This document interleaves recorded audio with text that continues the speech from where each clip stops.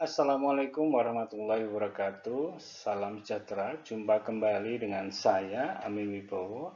Hari ini kita akan menjelaskan mengenai topik bisnis manajemen sebagai bagian dari bisnis pengantar. Nah, kalau kita bicara tentang topik ini, kita akan melihat kompleksitas yang ada di dalam organisasi. Dan sebagai pemanasan, mungkin mahasiswa bisa melihat satu film yang baik, ya bagus, yang memberikan contoh bagaimana kompleksitas di dalam mengelola bisnis. Judul filmnya adalah Wall Street, Money Never Sleep. Saya tidak akan banyak bercerita tentang film ini karena materi kita hari ini cukup padat. Baik, kalau kita bicara tentang manajemen, maka kita akan mengartikan manajemen sebagai proses untuk mencapai tujuan organisasi melalui orang dan sumber daya yang lain. Sebagai sebuah proses, di situ kita membuat beberapa keputusan. Keputusan yang penting yang diambil adalah satu, keputusan perencanaan, keputusan mengambil keputusan tentang pengorganisasian, kemudian memotivasi, memimpin, dan mengendalikan sumber daya finansial, fisikal maupun informasi dari organisasi tersebut untuk mencapai tujuan yang diinginkannya secara efisien dan secara efektif. Ketika kita bicara tentang bisnis manajemen, kita lihat proses yang cukup panjang. Dimulai dengan melihat misi dan visi organisasi. Lalu kemudian kita juga punya seperangkat nilai-nilai yang menjadi pegangan kita dalam melakukan aktivitas. Kemudian kita menerjemahkan visi dan misi itu ke dalam tujuan dan sasaran, dan kemudian kita akan mengalokasikan anggaran untuk mengeksekusi strategi yang kita putuskan untuk mencapai tujuan dan sasaran itu. Kita akan diskusikan lebih detail berikut ini. Apa yang disebut dengan visi? Visi adalah keinginan yang ingin kita capai. Apa yang kita inginkan dari organisasi ini di masa yang akan datang. Kita bicara tentang masa depan yang kita inginkan sebagai sebuah organisasi. Sedangkan misi adalah bagaimana kita mencapai tujuan kita. Misi berbicara tentang apa yang kita lakukan sekarang ini dan hari-hari besok dan seterusnya untuk mencapai tujuan organisasi. Nah, proses manajemen yang cukup panjang itu dimulai dengan perencanaan. Ya, kita merencanakan apa yang akan kita raih. Setelah kita melakukan perencanaan, kemudian kita melakukan pengorganisasian, mengalokasikan sumber daya untuk mencapai tujuan itu, mengalokasikan orang, mengalokasikan dana untuk mencapai tujuan tersebut. Kemudian tentu kita membutuhkan peran pemimpin di dalam memotivasi sumber daya untuk mencapai tujuan itu. Karena tujuan yang kita capai adalah tujuan yang tidak bisa dicapai dengan sendirian, membutuhkan kerjasama dari berbagai pihak, membutuhkan kerja keras, oleh karena itu diperlukan pemimpin yang mampu memotivasi itu. Nah, di dalam mengalokasikan anggaran untuk mencapai tujuan itu diperlukan mekanisme kontrol atau pengawasan, sehingga kalau ada yang salah itu bisa kita koreksi dan kita betulkan, dan kemudian kita bisa mencapai tujuan dengan efisien dan efektif. Ada input di depan, kita mengolahnya melalui organisasi ini, melalui bisnis proses ini, lalu kemudian menjadi output yang menjadi tujuan kita di akhir proses tersebut. Nah, kita lihat planning atau perencanaan.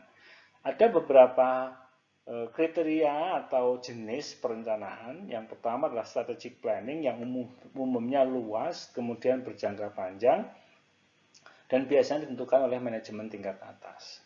Nah, bentuk ini kemudian diturunkan menjadi tactical planning yang lebih spesifik, yang kemudian jangkanya juga lebih pendek, dan kemudian dilakukan oleh manajer atau diputuskan oleh manajer yang lebih rendah.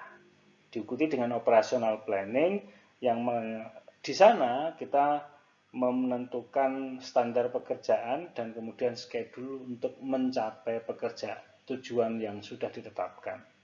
Nah, seringkali kita menemukan rencana-rencana yang tidak terduga atau kita sebut contingency plan jika sesuatu yang kita asumsikan berjalan dengan baik tiba-tiba karena perubahan lingkungan berubah sehingga kita harus melakukan rencana atau memilih rencana lain yang disebut dengan skenario B atau skenario C dalam hal ini. Mengapa kemudian kita perlu memiliki tujuan? Tujuan atau objektif itu diperlukan supaya kita memiliki arah ke depannya. Manajer memerlukan satu arah supaya bisa mengalokasikan sumber daya untuk mencapai tujuan tersebut. Tujuan dari adanya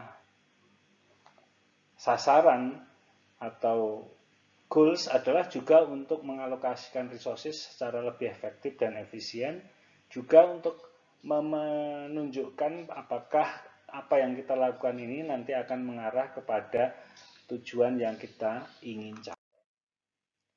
Di dalam melakukan rencana, tentu kita harus mempertimbangkan lingkungan, karena di dalam lingkungan menyediakan apa? Kesempatan dan sekaligus ancaman. Dari dalam organisasi kita memiliki kekuatan dan sekaligus kita memiliki kelemahan. Dengan mempertimbangkan komponen internal dan eksternal tersebut, maka kita kemudian merumuskan cara-cara atau strategi yang tepat untuk mencapai tujuan organisasi. Nah, visi dan misi cenderung abstrak, oleh karena itu diterjemahkan dalam bentuk yang lebih konkret. Terjemahan visi dan misi itulah yang kita sebut dengan apa? Goals and objective atau tujuan dan sasaran. Tujuan dan sasaran memiliki karakteristik satu, halus jelas dan terukur. Kemudian yang kedua, berkaitan dengan isu krusial. Yang ketiga, menantang tetapi realistis. Kemudian yang keempat, menunjukkan jangka waktu kapan akan dicapai. Contoh misalnya, sebagai sebuah perusahaan yang berorientasi profit, tujuan harus jelas apa? Profitabilitas atau pertumbuhan. Berapa profitabilitasnya bisa diukur. Rencananya ingin mendapatkan return on sales berapa. Untuk organisasi seperti universitas, apa kemudian yang disebut dengan tujuan? Misalnya adalah akreditasi yang bagus. Ya, diukur dengan apa? Ranking yang tinggi dari tahun ke tahun. Isu-isu harus krusial bagi organisasi profitabilitas adalah isu krusial, pertumbuhan bisnis adalah isu krusial.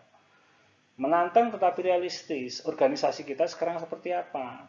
Pantaskah kita menjadi organisasi yang tumbuh misalnya 15% pertumbuhan penjualan kita? Atau jangan-jangan itu terlalu tinggi?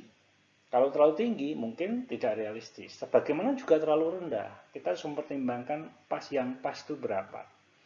Kemudian menunjukkan jangka waktu kapan kita akan raih tujuan dan sasaran tersebut. 1 tahun ke depan, 5 tahun ke depan, atau sekian tahun ke depan. Nah, dengan menganalisa lingkungan dan menganalisa organisasi, kita kemudian menentukan, mencocokkan kekuatan kelemahan dengan peluang dan ancaman yang ada. Dan disitulah kemudian kita memformulasikan strategi yang tepat. Nah, strategi sendiri terdiri dari beberapa tingkat. Ada strategi pada level korporat, ada strategi pada level bisnis, ada strategi pada level fungsional. Kita akan belajar itu pada materi-materi yang lebih di masa berikutnya. Strategi bisnis adalah bagaimana kita menangkan persaingan. Strategi korporasi adalah di mana saja perusahaan perlu mendirikan bisnis, industri apa saja yang perlu dimasuki.